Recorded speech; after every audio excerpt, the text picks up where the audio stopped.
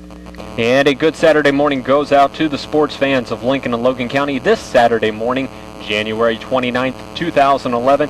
You're listening to the Cheap Seats on 96.3 WLCN, Lincoln and Logan County Sports Open Line. Cameron Kurtz back in the saddle with you this morning, and for the first time in 3 weeks, joined once again by my good friend and colleague, Mr. Josh Komnick. And Josh, getting back into the routine of things with the Cheap Seats this morning, out here at Graue Incorporated this morning. Yeah, it's a great place to be after a big Railer win. We've got a couple guests, and of course, Coach Alexander coming in the second half this morning to talk about that big Railer victory that ties up the Central State 8 with Southeast. Both teams 9-2 now in the Central State 8. Huge crowd out at Roy S. Anderson Gymnasium. We got a lot of basketball to talk about, a lot of local basketball going on last night. Of course, the Illini too, and we've got a little bit of that Super Bowl coming up. We've got a lot of things on our plate this morning and quite a bit to talk about since we've been away for the last couple of weeks. But one thing that we do want to talk about this morning, like we mentioned there earlier, we are out here at Graue's this morning out on Kickapoo Street. That's the north end of town. If you're coming in off 55 from Bloomington, you can't miss it. Beautiful dealership out here, and all the General Motors vehicles out here, Chevrolet, Buick, Cadillac, they've got out here. And right behind us, TJ, see if you can't get a look at that nice Chevrolet Camaro that's sitting right behind me. A beautiful vehicle. Camaro came out there 2 years ago after absence for a couple of years, and a super nice line of vehicles they have out here at Graue's. And we'll have Chris Graue on later on in the show to discuss some of those rebates, and owner loyalty is back for General Motors. Yep, big thing they're pushing right now. But as we turn to the sports side this morning here on the Cheap Seats, we need to take a look at the scoreboard segment, and it is as follows this Saturday morning. Lincoln, the big winner last night over Central State 8 rival Southeast. 70-61 was that final, in a very highly anticipated game and a very tough game all the way through. Other scores from last night, it was Sangamon Valley 58 over Illini Central 58-31. Riverton got the best of the Hilltoppers from Mount Pulaski 67-56, that final score. And Mahomet Seymour defeated the very struggling Olympia Spartans 57-35. Hartsburg-Emden lost a close one to Calvary yesterday, 72-67. I believe they're in that AC Central tournament. Right. And we want to give a shout out to the junior Cody Bolin, the quickest Hartsburg-Emden Stag to ever reach 1,000 points. He's just a junior. This is roughly 3/4 of the way through the season now. He hit 1,000 points just a couple games ago, and he added to that last night, of course. And he's going for the record of the all-time leading scorer. Of course, he's got that senior year left. But I was reading the article in the paper today, and he's got just over 1,000 now. He's got to get to 1654 to break the all-time record. That was held by John Harlan Swart. That was when he graduated. It was 1955, and kind of a little family affair. His brother is second on the all-time leading scoring list at Hartsburg-Emden, 1,650 points by Dakin Bull, and that was set in 2008. So as it goes now, and as he progresses here his junior year, and of course you think he would get better his senior year, has a great opportunity to become the all-time leading scorer at Hardham. That's Cody Bolin, just a junior. A nice article in the paper Friday about him. A 6'1", 230-pound, stocky young man, and his coach had nothing but praises to say about the hard work that he's put in, and it's definitely helped out as he's the quickest to a grand ever at Hartsburg-Emden. Oh, that's an interesting article and a great story coming out of Hartsburg-Emden this weekend. That happened. They played Greenview last week. Right. That's when he got the 1,000th point. Nice article in the paper about that if you want to read a little bit more about that. But Cody Bolin, only a junior. He's been Hartsburg-Emden's one of their go-to guys this year. So good things to come from him in the remaining games this year. Oh, and it'd be really interesting to see this kid play next year, Josh, as a senior. Yeah, he will be, just a little bit better, just a little bit more experience, put in the tough work over the summer and get him better. And, nothing but more good things to come for Cody Bolin. Going through the Central State 8 scores last night, Sacred Heart Griffin was a winner over Chatham at Chatham, 67-53. Of course, Sacred Heart Griffin gave one of the 3 losses the Railers have, gave the Railers one of those at Sacred Heart Griffin. Springfield 58, Taylorville 15, not a game even from the start. We have Springfield next Saturday night at Springfield High School, which, if you remember, we lost to Springfield High here at Roy S. Anderson just a couple of weeks ago. And our next opponent, Lanphier, knocks off Rochester 60-50. Rochester will be our opponent next Friday night at Roy S. Anderson Gymnasium as the Railers get set. Maybe I think what could be the toughest second weekend for the Railers this year. We had Springfield and Southeast in one weekend. This will be the second toughest. Lanphier at home, and then travel to Springfield, which are not only for Central State 8 records, but seedings for that all-important seeding for the regional that the Railers will host this year. And of course, you're talking about that 3A regional that'll be coming up. That's the first week in March that Josh is discussing about. That is the regional that will be played at Roy S. Anderson in Lincoln. So don't worry, Railer Nation, you won't have to travel far to see the Railers compete in the postseason, just right here on our home court. We'll bring you more information about that once the IHSA releases that information to us. All that we know now is that those games will be played at Roy S. Anderson that week, with the championship game slated for Friday, March the 4th.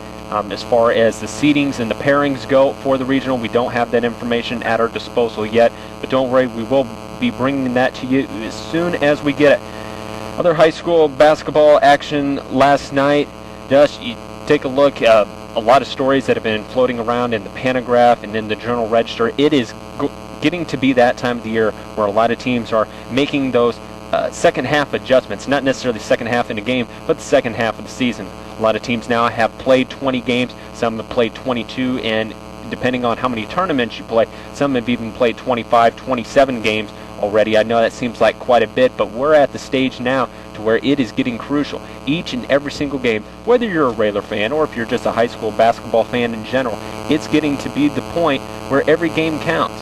And I know Coach Alexander made an emphasis last night. The transitions have to be so smooth and so seamless. I mean, one bucket here, a fast break there, a foul called down in the paint, you know, a half a second too early or half a second too late, you don't quite catch him, you don't quite make it, and it can be a momentum change and a big change in confidence as well. Well, it's 7, 8 games left for the Railers now, just 2 on the road. Of course, one will be next weekend at Springfield, and then we have to travel. The last game of the season, the regular season, February 25th, we'll travel to Lanphier. We've got Chatham-Glenwood coming to Lincoln, Moline, Decatur-Eisenhower, and Springfield, Sacred Heart Griffin, and of course Lanphier next Friday night. So we are down that home stretch. It's nice to see the Railers playing well, and right in the time where you've got to play well to get the seedings, you people come out and watch you and see if you're worthy of that 1 seed in the regional. All right, Mr. Komnick, we're going to step aside and take a very short commercial break. We will send it back to the station. We'll be back. Stay tuned. Back out here at the Cheap Seats this morning, Cameron Kurtz and Josh Komnick. We're out here at Graue Incorporated this morning, and Josh and I are joined by a special guest this morning, Chad Graue, and Chad is going to be talking with us this morning about a different aspect of sports. We hear, especially after the new year, a lot of people have got that New Year's resolution to get in shape, to focus on health, fitness, and well-being. And there has been a great program. It's actually an infomercial that probably a lot of people have seen, and that is the P90X infomercial. And Chad, you care to tell us a little bit about that? Absolutely, and I really appreciate the opportunity to come out here with you guys this morning. It was great to see a Railer victory. I'm in Springfield now. I live in Springfield, and I'm always proud to say that I'm a Railer, and especially this morning after the big victory last night. Yeah, you got a lot to talk about next when you go back to work.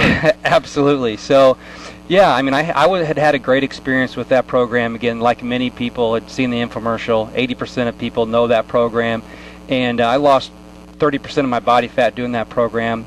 Learned how to develop some great eating habits that are lifelong eating habits, and learned of an opportunity to pay it forward and share that with other people, and also make a business out of my fitness. And if we're eating right and supposed to be eating right and exercising, why not potentially capitalize on that as part-time income or something like that. So that's what I did. I bought the program, had a great experience, and learned of Team Beachbody. And today at the Rec, we're going to be talking about who Team Beachbody is at 10 o'clock. And then at 11 o'clock, we're going to actually put in one of the DVDs from that program. It's called Cardio X, and it's about 45 minutes, and we're really excited about it. We're hoping for a good turnout. And so 10 o'clock this morning to 12 noon, and it's going to be a great day.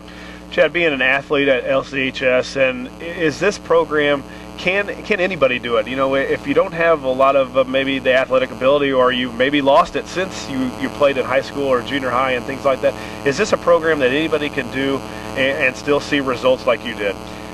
Absolutely. I mean, the one thing they caution or warn of is if you have, you know, many injuries, you just want to watch yourself. Just like anything, you got to be mindful of your form and technique, and that's if you were, you know, going on a running program, starting a program out at the rec, anywhere. You just got to be mindful of that. There have been people who have had dramatic weight loss and life change. People have lost over 200 pounds, and on day one they couldn't make it through the warm up. But it's not about where you start; it's about where you finish, and just taking baby steps and beginning with the end in mind.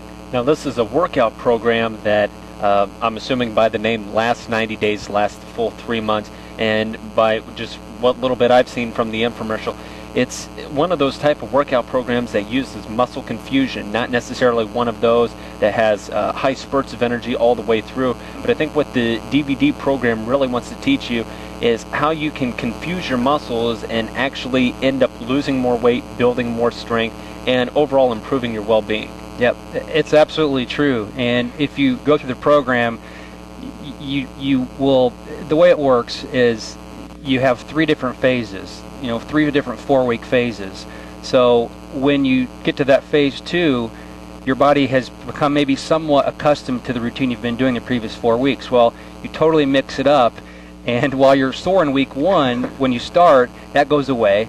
But in week 5, you get sore again because you're introducing new exercises. So your muscles are confused. You don't get the plateau effect, and it's so true. And this fall, they actually are coming out with P90X2, which is P90X MC2 for muscle confusion 2. Really? And that's going to be a big deal. I'm really excited to give that one a whirl as well. And you have, talking about that, you've done this, and we have, everybody lives in such a fast-paced lifestyle. You got kids doing this, or you've got to do a lot of extracurricular activities, or you have a part-time job. Or how much time does this workout take out of your day? Is it every day? Do you have to change a lot of your eating habits? How can a guy that's so busy during the day, how can he fit this into a schedule? Now, that's a great question. The DVDs range anywhere from about an hour a day to an hour and 15 minutes, so they are a little bit longer. It is a commitment. It is 90 days that can truly change your life. It's changed mine. It's changed many others. You can break those times up, so maybe it's 50 minutes in the morning and 20 minutes later in the afternoon. But that's kind of the length of the workouts. From the eating perspective, there are a lot of people who say it's hard and they quit. And the reason is they continue to fuel their body with garbage. And I mean, this is what I like about it. You have to learn how to eat for a lifetime. And this opportunity, the nutrition guide, you learn so much. And so it's not just about the fitness. They're great workout programs, but learning how to eat and identify the right foods, lean proteins, fresh fruits and vegetables, whole grains. So yeah, I would absolutely recommend everyone evaluate their eating habits, specifically if they're doing this intense program. Yeah, and that's maybe the toughest thing, I think, for a lot of people. Can fight through the soreness, but it's trying to change that eating habits. I know for myself, just being busy and you got to grab something on the go or whatever. That's the biggest thing for, I think, a lot of people. Is it's kind of a, like you said, a life-changing thing, and it can last you forever, which is nice. It's more than about 90 days. Yeah. Day 91, you want to be on the journey and stay on it. After 90 days, though, you talk about this 90 days or 3 months. What happens after that? Do you stay at that where you finished on that 90 days, and can you eventually lose more even? Oh yeah, I mean, people have had round after round after round, and the people have lost 180, 200 pounds. They've done it 5 or 6 times. There's a lot of different things that people can do. P90X is an extreme resistance training focused workout. There are other programs by Beachbody, who's the creator of P90X, that are more cardio based. I prefer cardio actually, but I needed the muscle. I still do. But so many people move on to a different program. Many people repeat it. Many people start training for triathlons and just mixing it up, and it really sparks some passion and interest related to health, and that's what I love about the program. What got you interested in it? Was it that you wanted just to get healthier, or you wanted to have that shirt off while you're mowing the lawn and not be, whatever, or anything out there? What got you involved in doing something like this? Yeah, well, actually, I saw a picture of myself at a wedding in September of 2009, and I wasn't really overweight. I was thin.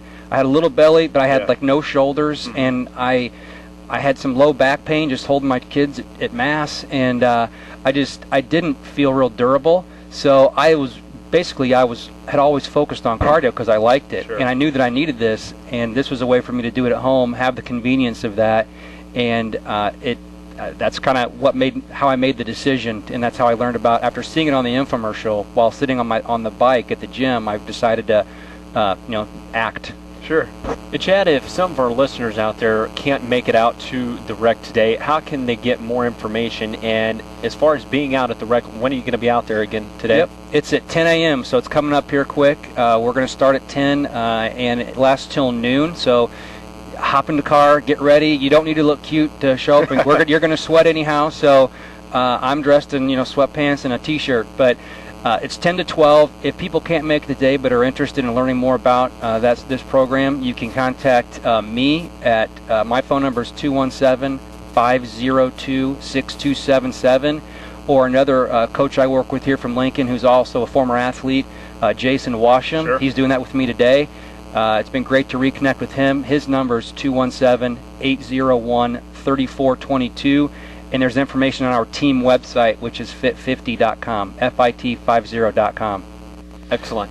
Excellent. 10 to noon today out at the Lincoln Rec Center for P90X. P90X is the new revolutionary, well, I guess it's not necessarily new. It's been around for a while. But what it is, it's a workout program that focuses on intense muscle confusion, and if you're looking to kind of jumpstart that New Year's resolution, or if you're shed that winter 15 that you put on over the winter, and you want to, like I said, have that shirt off while you're cutting the grass. That's right. Or even at the pool. That's right. Or if you haven't really got on that New Year's resolution, if you're it's time to start. a procrastinator and like to put things off, now is the time to get doing with the DVD programs. And their DVD programs, you can do them in the privacy of your own home, and I think a lot of people enjoy that comfort and that privacy. That's one thing that I've liked, and the last thing here, guys, is that what we are about as coaches is helping people with the accountability part. It is difficult, but sometimes that's what people need, is someone to push them, just check in with them, and that's why it's great to have the Coach Network. Yeah, and that's great. You make up a good point, because even myself lifting weights or whatever, and before I got into college and really learned how to do it or what to do, you went into the weight room and didn't really know what to do. You know, how much weight do I put on? What kind of exercises do I do? One nice thing about the DVD is it coaches you through, or you as being a coach, or Washam, Jason Washam is a coach there to answer any questions that you have, which is nice. Yep, absolutely. That's great. Our guest this morning has been Chad Graue. He will be joining Jason Washam this morning out at the Lincoln Rec Center, 10 o'clock until 12 noon today for the P90X workout. Head on out there, and like Chad said, it's not a beauty contest. You don't have to get out there and necessarily look the best. Sweatpants and a T-shirt will do just fine. Chad, we thank you for being with us this morning. And Josh, we're going to kind of transition gears a little bit and talk a little bit about college basketball. NCAA hoops is getting to that point of time of year, once again, the same point in time of year where high school basketball is, where teams are getting to that stage, having played those 20, 22 games, whatever the case may be. It's getting down to crunch time. And probably the biggest surprise out of the NCAA this year as far as men's basketball has got to be San Diego State. Yeah, and I got a chance to watch them play BYU the other night. They were on TV, some kind of a CBS station that I get, and wow, what a player. Not only San Diego State, but for BYU, Jimmer Fredette leading the nation in scoring, I believe, at about 27, 29 points per game. I think he put up 43. It was a late game. I fell asleep three or four times watching it, but wow, what a player. He might be a top 5 draft pick that nobody's even heard of. Point guard, can shoot the basketball from anywhere, can go to the hole, excellent ball handler, not real quick, but just quick enough to do what he has to do, and he is a lot of fun to watch. You get a chance to watch BYU. A lot of people don't know about him. Jimmer Fredette. Kind of a nice, neat name. But not his real first name, though. I think his real first name is like John or Josh or something. He's got a good nickname, and he's playing good basketball right now. But, hey, we also want to open up the phone lines, 648-5510. Let us know what you think about that Rayler victory last night. I know a lot of people were there. Or if you weren't there, you were checking in on 96.3. Packed house last night at Roy S. Anderson Gymnasium. Give us your thoughts. We had one caller, kind of talk to us, not really a call-in, but talk to us last night, wasn't able to call in this morning, that thought Coach Al did an excellent job of coaching in the second half. I think that was an excellent point. He had some good timeouts, even though there were times where timeouts needed to be, where guys got in trouble in some traps, and every possession in a game like last night is very critical. So an excellent job all around. Coaches, team, of course, student body. The Raylor faithful was in action last night, and just a great place to be last night. It doesn't matter if you were a Raylor fan, a Southeastern Spartan fan, any basketball fan. I thought it was a great game. And we have a caller. Caller, go ahead. It wouldn't take you long to give the sophomore scores and who made the points or whatever, would it? And maybe halftime of the varsity game or something. Yeah, no, sure, we can. can. Their names once in a while. Yeah, sure can do that. We try to give the score after every game, after their game, and then that's a good point. We'll put that in for the sophomores for next year, and because those guys are playing really well. And I had a chance to talk with sophomore coach Greg Alexander last night. He loves the team, and talked to the freshman coaches last night. They're 12-2, so not only the varsity team's doing well out at Lincoln, but both their name once in a while would help. Well, and some of those sophomore players that did well last night, and a lot of those sophomore players that are getting to see varsity action this year. We have Max Cook, who came in the varsity game last night, played very well. You have Tommy Harris, Cody Hybreeder, Bolby out there. Will Podbelsic is also out there. You've got guys like Ryan Sloan that you can bring off the bench for the sophomore squad. Those kids have been playing very hard all year, and we agree with the caller sometimes that kind of get overshadowed and a little overlooked on that. But these are the kids who are going to be the future for Raylor basketball, and they had an impressive win last night on the JV side over Southeast last night, and that is very pleasing to see. Caller, we appreciate the call. And also, if you want to call in about Illini basketball, we've kind of been going back and forth between high school and college basketball this morning. If you want to go ahead and talk Illini for a couple of minutes here, I don't know to talk about. Yeah, not much to say. The Illini have been a little disappointing, losing 2 in a row. You lose last week against Ohio State. No shame in losing to them, though, being the #1 team. You lose last night, or Thursday night rather, to Indiana, 52-49, in a close yet low-scoring game. And the Illini fall to 14-7 on the year, 4-4 in the Big Ten. And Josh, we're not necessarily the masterminds behind basketball, but I think it is safe to say that Bruce Weber is disappointed with the way his team has been shooting the last 2 trips. They've been a lot like the Raylers this year, and where Illinois looks really good when they shoot the ball well. And they look not so great when they don't shoot it well, and that's what happens, especially on the road. We didn't get a lot of play out of our big men at Indiana, and that's what happened. And Indiana had a huge crowd there, a very vibrant crowd that really looked like it kind of bothered Illinois, especially down the stretch. We didn't get a lot of things. We went on a span where we didn't score very much, and that's what happens when you travel on the road. You got to play a number of different difficulties, and that's what Indiana did. They were much smaller than Illinois, but seemed to pull out the victory. Now, Illinois' next opponent is going to be Penn State. They come into Champaign next Tuesday night, February the 1st. That is an 8 o'clock start time from the Assembly Hall, and Penn State got Illinois on their last meeting earlier this season. So hopefully Bruce Weber and the Orange and Blue can go through, fix any problems, correct anything that they see that might be troubling them or something that they need to focus on. I don't know. Looking at Tisdale's performance the other night, his performance was iffy at times. There were times that he looked really good, and looks like the Tisdale that we know being that big man inside, but then again, sometimes his shot selection was questionable at best. Well, and him and Davis have to do a better job of scoring some easy baskets. The thing with Illinois is they don't get a lot of easy baskets because they don't have a true post-up guy. Jeremy Richmond's been their best post-up guy, just being a freshman, and man, has he looked good lately. Doing a good job on the boards and scoring points, a double-double against Ohio State, close to a double-double against Indiana. So really, one bright spot, I guess, if there was one, Indiana, was Jeremy Richmond, the freshman. And that sounder means that we do have a caller. Caller, go ahead. You're in the cheap seats with Kurtz and Komnick. Good morning. Morning. On the game last night at Lincoln, Yeah. first of all, I saw some real helpful scoring out of our starters as well as off the bench. That's been long in coming. Yes. When you got 3 guys starting and 2 off the bench, 5 guys that average about a total of 20 points a game. Right. That ain't helping Smith and Nelson. Right. 4 points a game. No, Right. they've got to score like they did last night. Yeah. They got to get with the program, but we're not going to be in Peoria.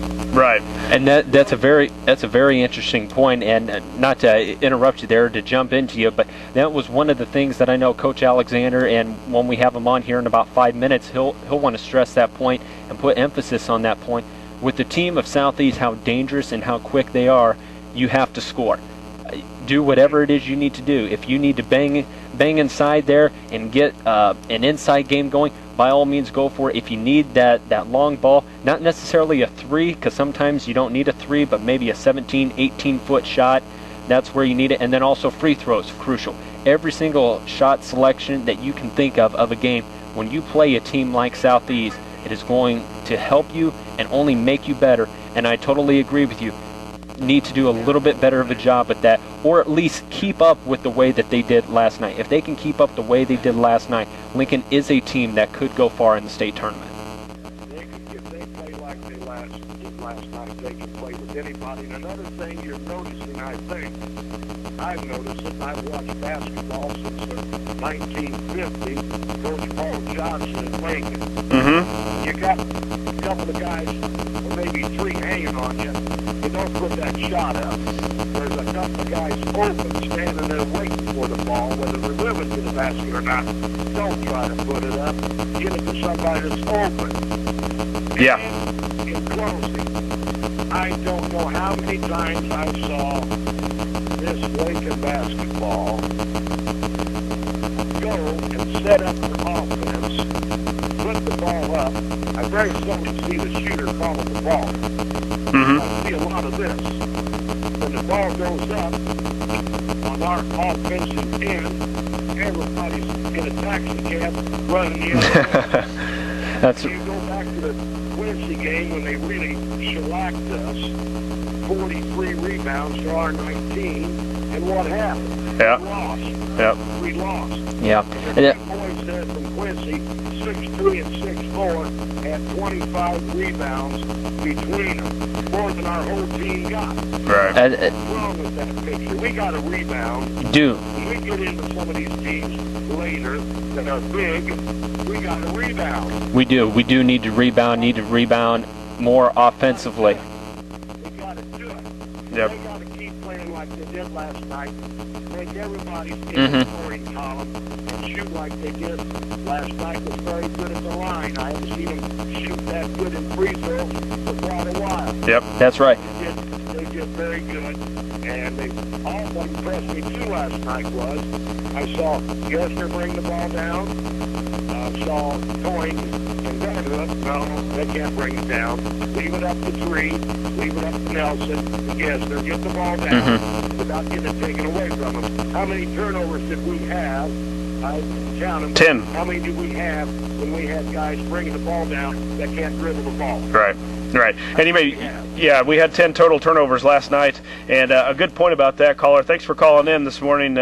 Check back with us, also on Saturday, and thank for your review of the basketball game. But also, playing a Southeast team, you've got so many quick guys, and there's so many. You've got Nelson, you've got Smith, you've got Gessner. You saw a little bit of Kirby bringing it up.